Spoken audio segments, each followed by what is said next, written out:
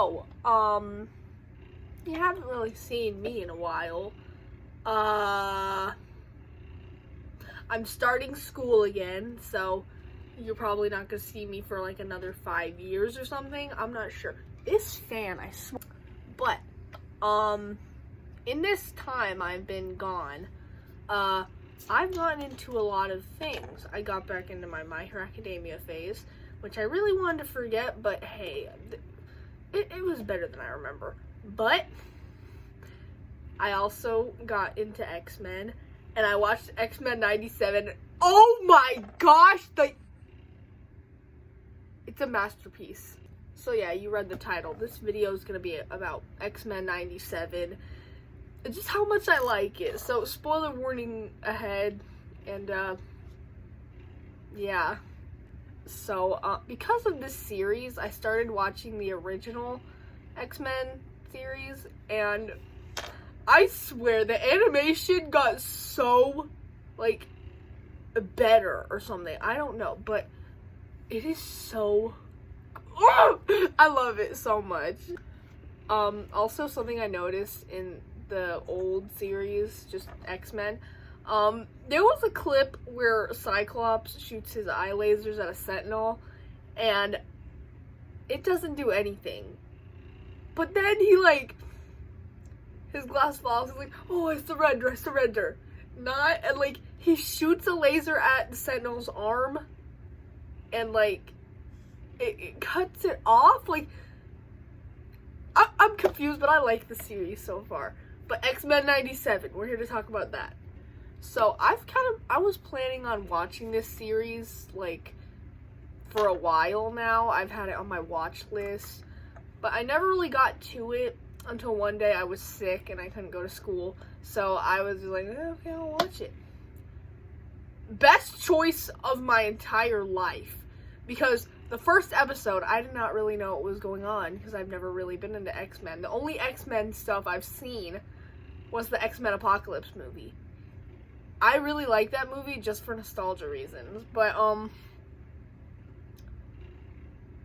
I love this series and I love the characters so much. Like, the old designs of the characters in the original X-Men, they were atrocious, except Gambit. Gambit was the only one who looked good. But, like, I'm mostly talking about Morph.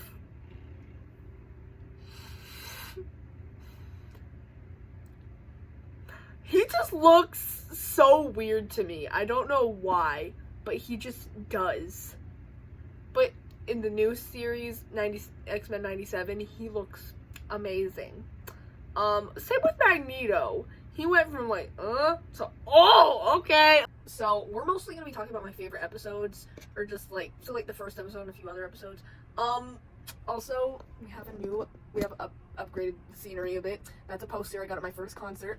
Hosier, the guy who's going to take me to church, and Too Sweet. And oh my gosh, if you're planning on going to his concert, I say do it, and probably get closer to the stage, because I was pretty far, and but I still enjoyed it. The people there were really nice, and everyone had such nice outfits. The photo op was gorgeous, and it was so good.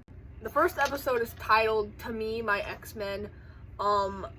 Basically, it left off at the 90s, like the series from the 90s, and I never watched it, so I was pretty confused when they said Professor Xavier was dead. I was like, he's dead?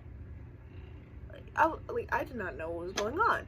But I did know a few of the characters, mostly Gambit, because of Deadpool and Wolverine. Like, I was never really into X-Men. I was big on Avengers, really. And, like, I might get a lot of things wrong, and I might be confused about some things. So, you X-Men fans might, like, I know you 21 people, you might be like, what? No, that's not right. That never happened. Like, I don't know. I'm just getting into it. Like, oh my gosh. So we're in this warehouse. There's this kid, a mutant named Roberto. He was taken by these people, and they have these weird handgun thingies where it's like a sentinel, but like a hand. It's like a not Megamind. Mega Man. Yeah, like one, I don't know. But, they have this collar on him where it, like, cancels out his abilities. And, yeah, the X-Men save him. We see Cyclops, Scott Summers, and he's fine, okay? Y'all cannot tell me he is not fine. And he does that little bit from the original, like, series whenever he's like, no, I surrender. Then he opens his eyes and like, not. And I'm like, ah! It's so, ugh! But, like, I feel like the Scott Summers isn't the first one to appear. It's my girl, Storm. I love Storm so much. I love her. She's gorgeous, and I just love her. She's great. I love her. Also, Bishop is there. I don't know that much about Bishop because I never watched the original series. I don't even know if he's in the original series because I'm still on, like, season 1.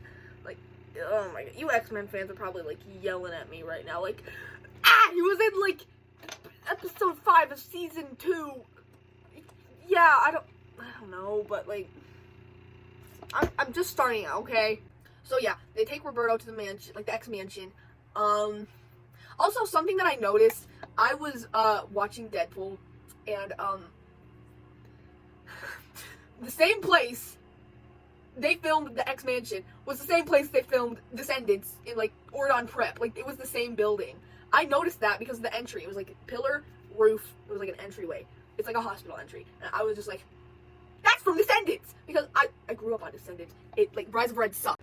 Anyways, he wakes up to Beast on the ceiling. I love Beast so much. I'm gonna say I love this certain character so many times because I love the characters. I love them. Beast is on the ceiling listening to, like, Mozart or Beethoven or something, just classical music, and, you know, he has a firm grip with his toes, because, like, oh my god! Yes. Then, Jubilee, she comes into Roberto. She's like, yeah, I know the feeling. Like, you like, get kidnapped by these crazy people, then you wake up in a weird mansion with, like, a big blue person climbing on the ceiling, singing, like, classical music and stuff. And, like, because, she was, like, the newest person in the first episode, really. I hated her in the original series. Like, just so far, I'm like, girl, shut up! But in this series, I love her. Like, I love her a lot. So, then, what else happened? Okay, so what happens is, they're like, oh, we gotta do, like, this, training, taking you to the training room to see, like, what your mutation is. And it's a simulation where, it's, like, Magneto. He's like, you turn your back on your kind and stuff. Like, he's a mutant. And, Jubilee says something like, oh, you gotta get serious. And Roberto's like, oh, you gotta get alive. And then there's, like, a simulation version of Wolverine. He, like, has his 2 claws like that. And he has his head, like, Roberto's head in the middle of them. And, like, show the lady some respect. And he's like, okay, and Roberto's like, okay, Jubilee, like, calm down. Wolverine's like, Wolverine is, like, a computer-ed simulation. And and Roberto realizes, oh, this is not a computer. And, and Wolverine's like, that's scary enough for you, Blob. And I'm like, I love Wolverine in this series. I might have gotten a few scenes mixed up, but I don't care.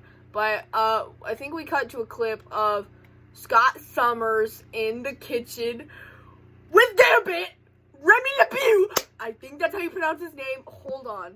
It's pronounced LeBeau. Remy LeBeau. I love Gambit so much. I loved him in Deadpool and Wolverine, and I love him in this series. I will die for Gambit. Period. We then get introduced to Rogue.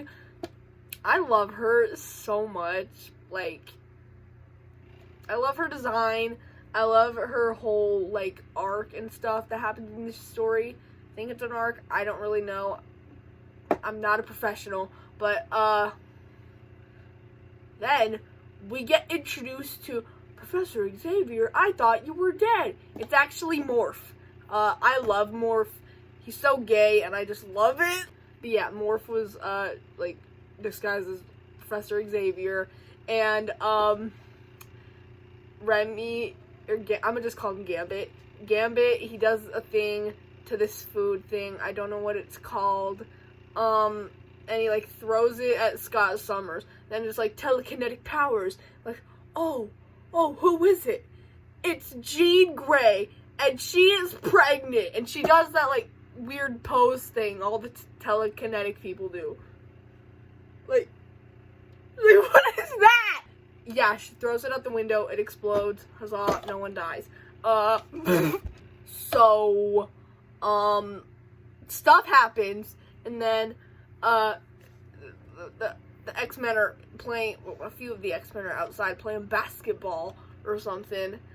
Scott is on the phone with the president doing cardio, and the president is a woman. X-Men was ahead of its time, period. And, yeah, Scott is just really upset because he got the death certificate of Professor Xavier. Scott was kind of a kiss-ass to the professor, like, kind of a favorite. That's why he's so boring now. It's still fine. Then, like, I think, the two talk, like, Jean and Scott, they talk for a bit, and it was like, oh, we should leave the team because we're having a kid soon. And, like, yeah. So then, like, what happens, I think Jubilee throws the basketball at the window, it breaks, and knocks down a picture of the professor and the old X-Men, and, yeah, Scott is really mad about that. He goes outside. Turns out Wolverine let Roberto go. This fan, I swear! Wolverine let Roberto go, and, Scott is just like, what, you guys are X-Men and stuff. And Jubilee is like, what? We're not doing anything. He's like, you took the words right out of my mouth. You gotta do something. And, Wolverine is like he says something, and, Scott is like, cry me a river, Wolverine. And I'm just like, everyone is so fine. But yeah, they go searching for Roberto because Wolverine can smell really well. He's at this club, and the music that plays in the club, they need, like, the X-Men people who did the music, they need to release that onto Spotify or something. Somewhere where I can listen to it, because it always annoys me when there is a clip in a movie where it has even a little bit of a song, and it just sounds so good. And you're like, I want to listen to that. But it turns out, like, they never release it. So, it sounds kind of like New Order, really. That one song they made, Blue Monday. I love that song. I don't know any other New Order songs. Yeah, I'm a fake fan. So, cry about it! And, they find him in a club, just raving. Him and Jubilee have a little, they got some sparks going on. You're gonna, sparks, because Jubilee can make fireworks. So, what happens? Okay, I think they take him back to the mansion or something. Scott is like, they all play basketball to bond. And, even Beast is there in his purple shorts, like, okay. I love Beast. I love him. So, what happens is, I think an alarm, no. Scott is just like, I've been a failure or something. Oh wait, I forgot to mention they fought this, like, giant sentinel. Oh my gosh. Yeah, they fight this giant sentinel. And something that Beast does, he, like, breaks into the, like, control part of it.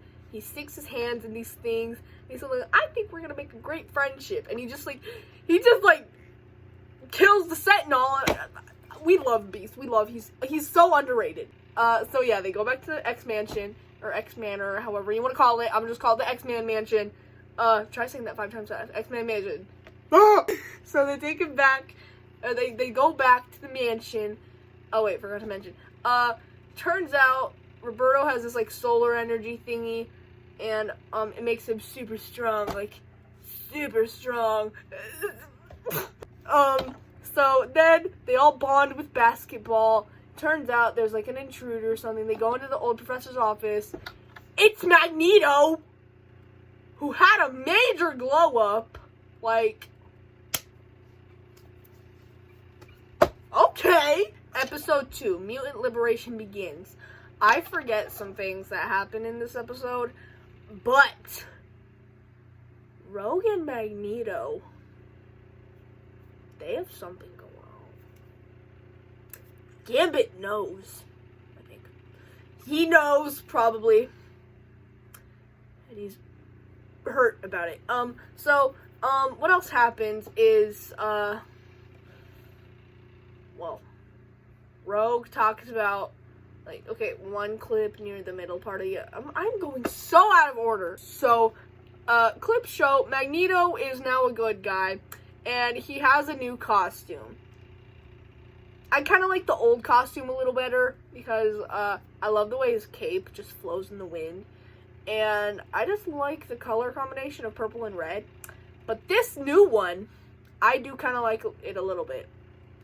The shoulders showing, the skin tightness, so, yeah, Magneto, he has to go on trial. Also, he's the new leader of the X-Men. He went from Xavier, Scott, to Magneto. Neato. Anyways, so he goes on trial. There are a whole bunch of protesters being racist against mutants. There's this guy, he wants to get rid of Magneto's powers. He has this weird gun, and he like breaks into the trial. He tries shooting Magneto with the magic mutation power gun eliminator thingy. But Storm, she jumps in front of him. She's like, Magneto, no! And, she loses her powers. She loses her powers.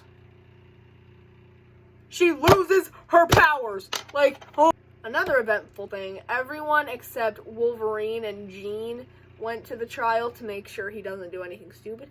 And Jean, she goes into labor, and Wolverine, he was such a stupid driver. I get it. She's going into labor, but you don't need to drive on the sidewalk. You're like, oh my god. Also, I saw an edit of Kesha's song Joyride to this scene where he's just like, you know, driving and stuff, and oh my gosh, I get traffic is a thing, but you don't have to run over a pedestrian. You're just gonna make people hate mutants more, okay? So yeah,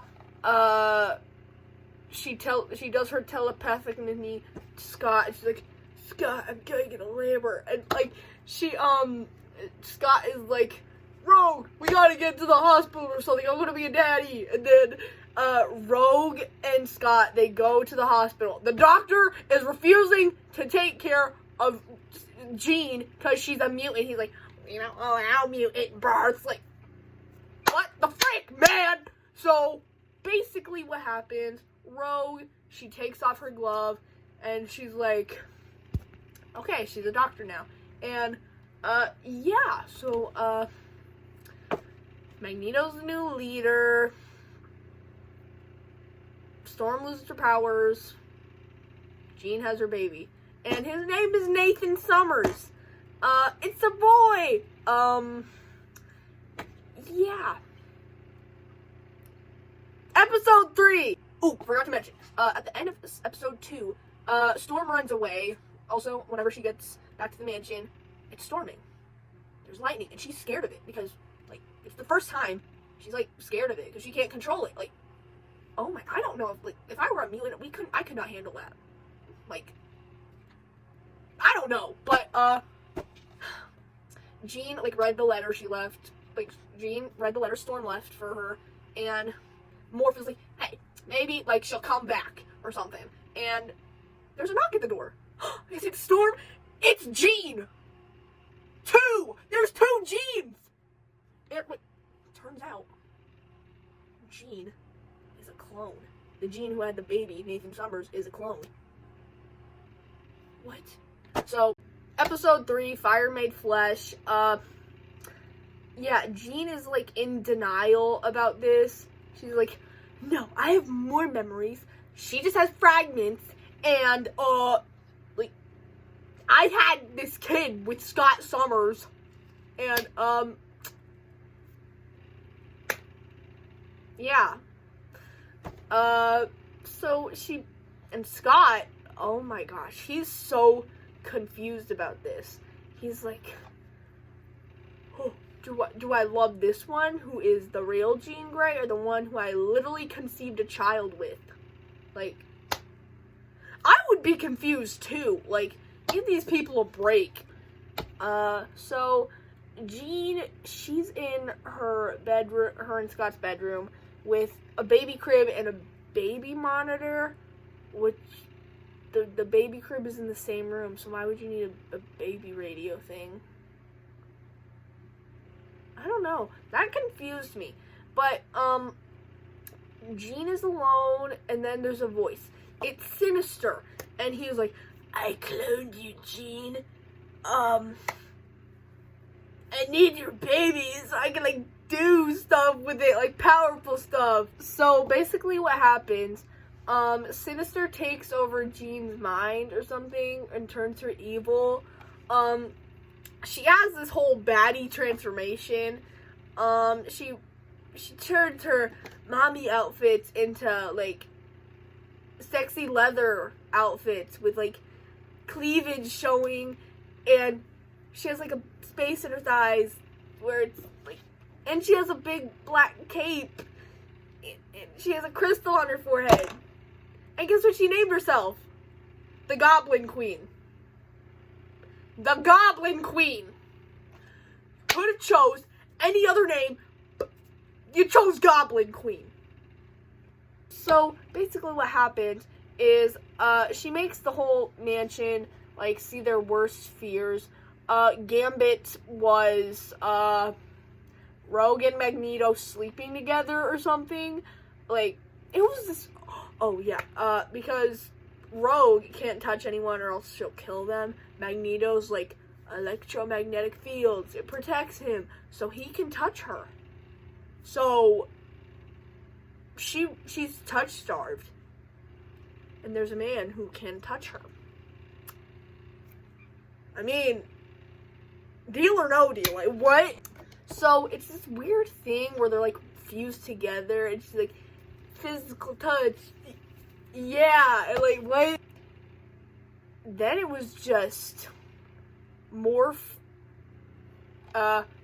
like, they were in the showers,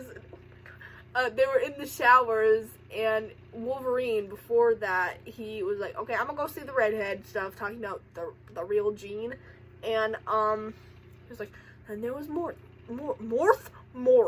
and then, here's the shower going, he's like, is that you, Gambit? It's Wolverine, and, he's like, hey, I need help with the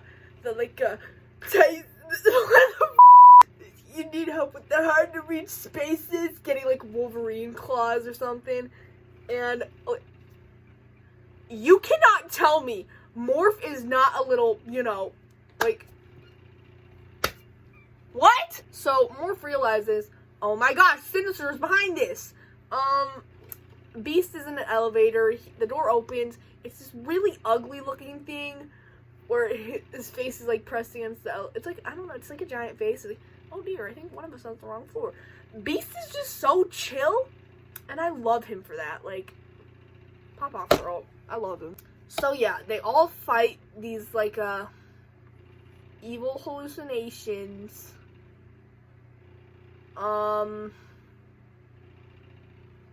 The real Jean Grey snaps him out of it. Morph is like, Sinister's behind this, man, and, like, I can lead you to his base, because I think he, like, experimented on Morph before. And that makes me sad, because I really love Morph. He is such an underrated character, but I've seen so many edits of him with, like, Megan Thee Stallion sound. I love that. Like, I love Morph. So,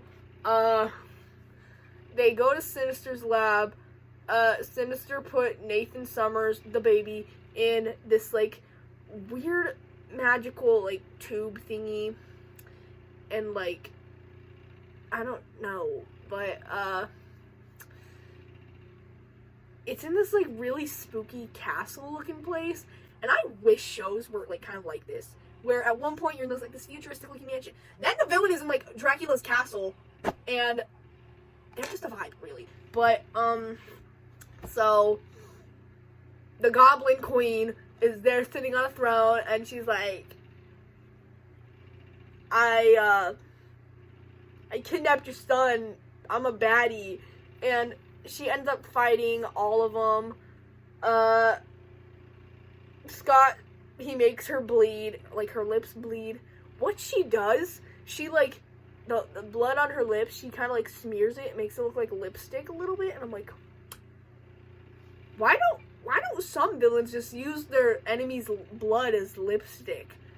That would be such a cool thing. Like, if you're a writer, turn that into a story, because I have major writer block right now.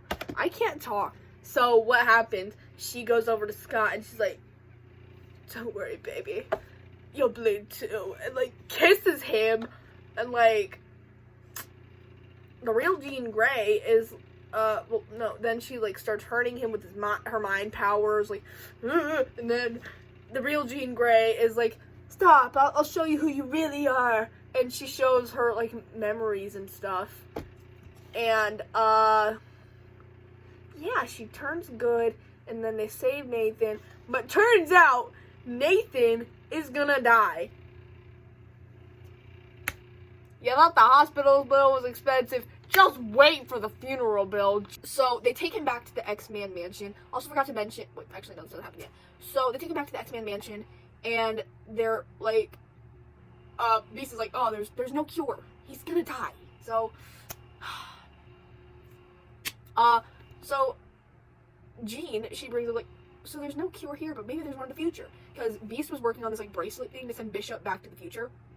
Like, reference movie. So, yeah, Jean, she makes Nathan like have this permanent memory, I think, where she's like, "If you ever feel alone, just remember we did this for your own good. Didn't take you live a life and stuff."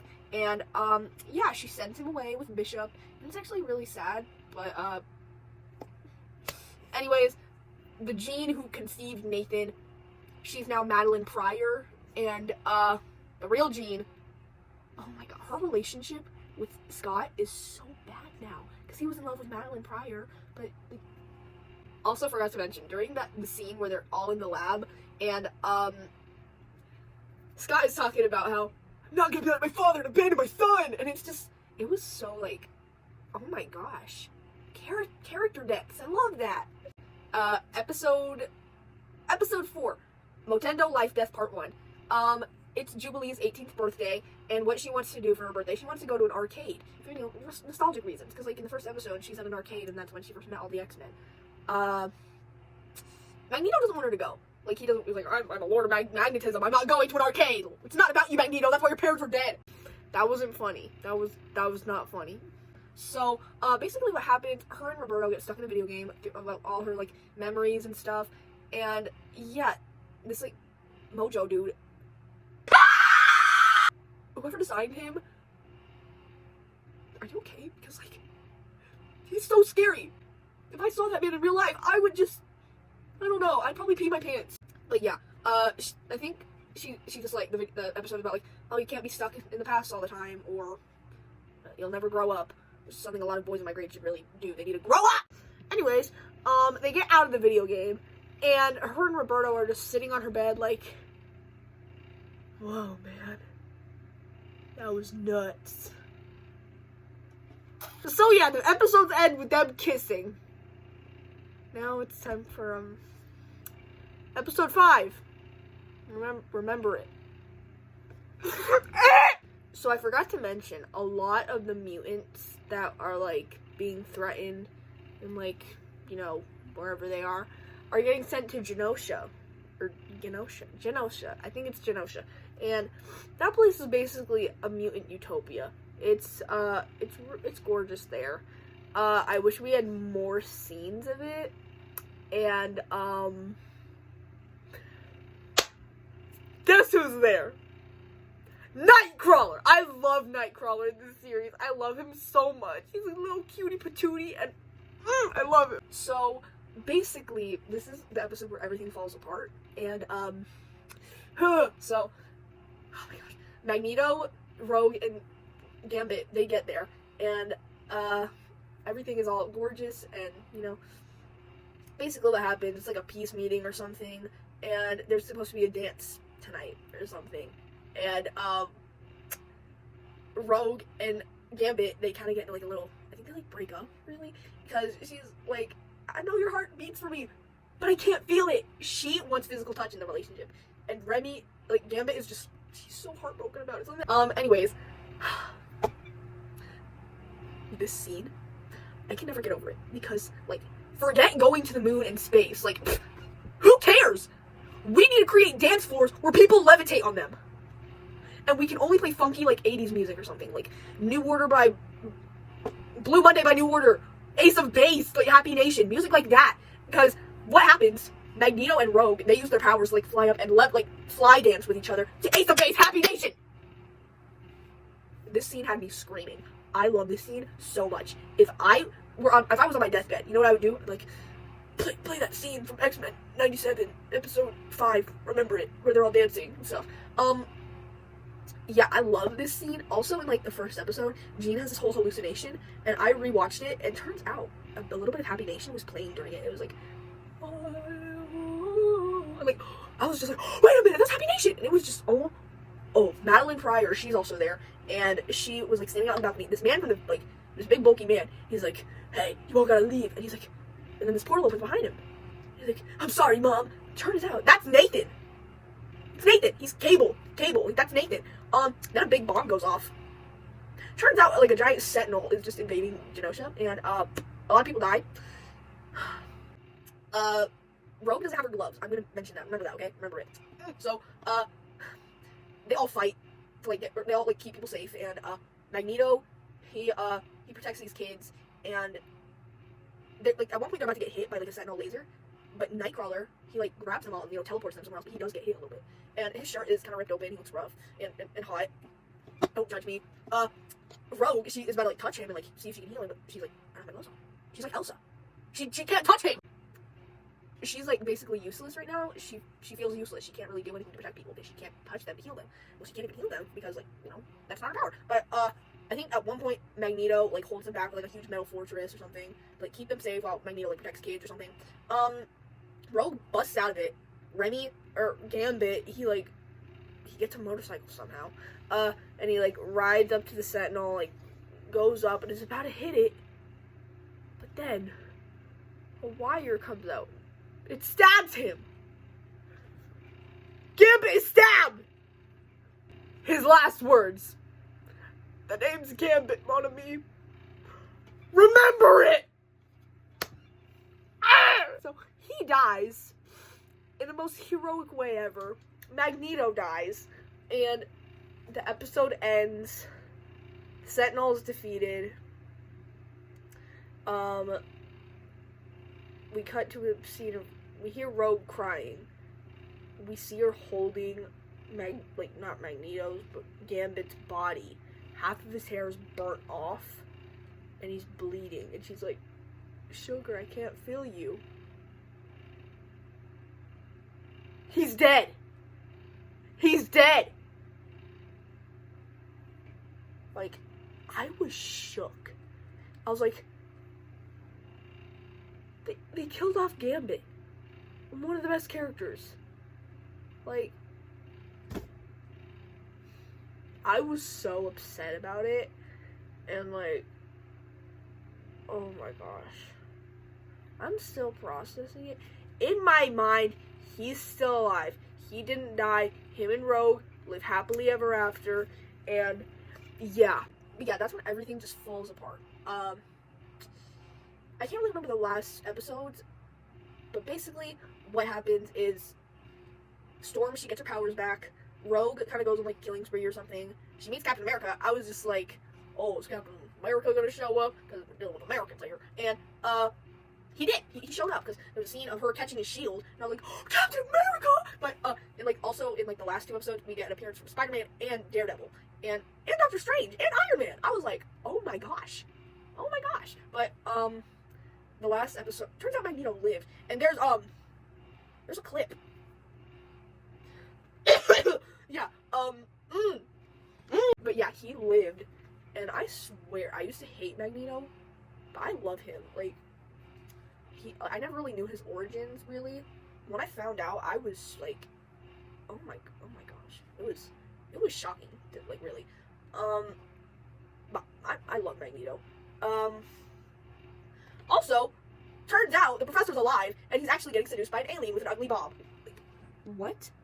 You leave your boyfriend Magneto for that thing! What? Also, he found out that Remy Gambit is dead. Has like a really dramatic reaction. Same here. So basically what Magneto does, he gets into his old costume. He uses his powers to turn like all of the electricity off in the world.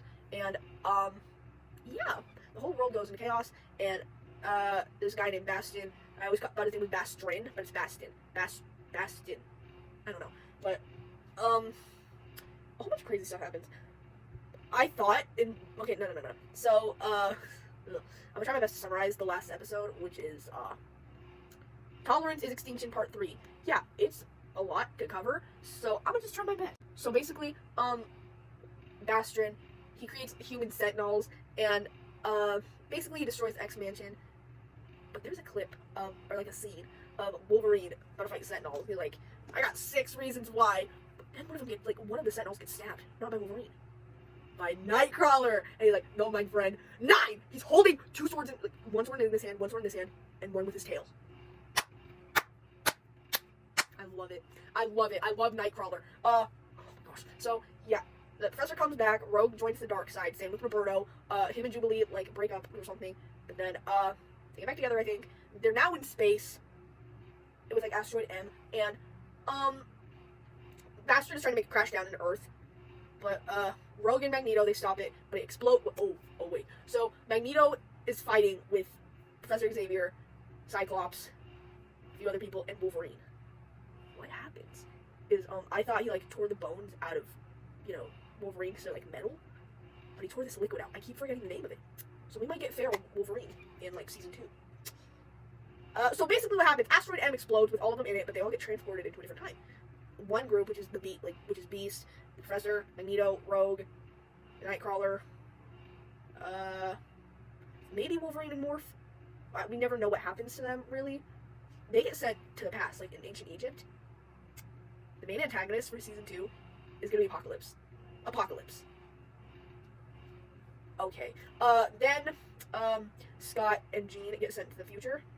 And yeah, but there's an end credit scene for the last episode.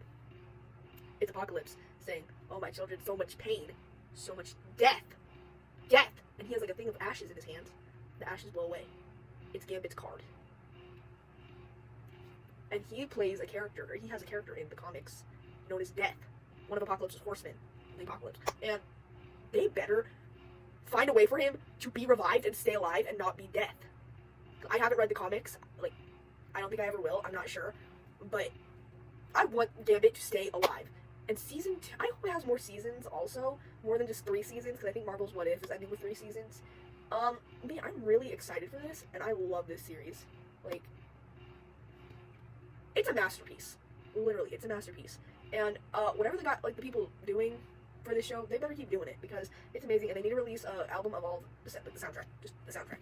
And oh my gosh, I could probably make a whole episode or video about the whole Happy Nation dancing scene, because it's so good. And I could probably make a whole video about Gambit. I don't know. This is probably my longest video I've ever made, and if I could, I recommend to watch this, but also watch the original X-Men series probably to understand some things. But yeah. It's literally 2:53 in the morning. I have so much homework.